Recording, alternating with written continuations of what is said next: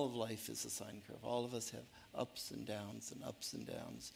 And to use the KIPP term, the grit that gets you through in those low hours really matters.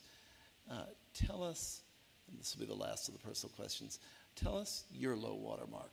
Tell us the hardest hour, and tell us how you got through it, and give some kind of life lesson about what you know when it's been bad. Yeah, it's really hard to pick I've had a pretty blessed life. But I think, you know, for me, the lowest time was when I first discovered that my mom was sick.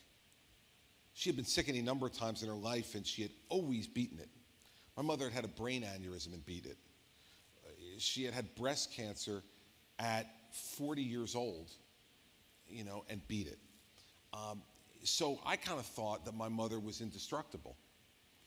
And when I went to the doctor with her and my father when she was having some dizzy spells, and the doctor called me and said, I'm going to give him some news and you need to be there because they're not going to take this well. And he told my mother that she had 3 large brain tumors that he thought were metastatic cancer from lung cancer. The low point was I got in the car to drive her home. My father went to the pharmacy to get medicine for her because she was going to have surgery right away. And I went to put my hand on the stick shift to back out. And she put her hand on my hand and she said, I know I'm going to die. Now, I'd never heard my mother ever be defeatist, ever in her life. She's the daughter of a single mother. She had raised her 2 younger siblings after my grandfather was gone.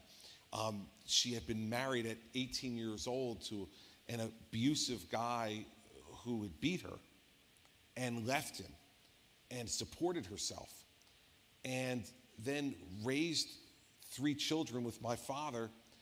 This was a woman who I thought would beat anything.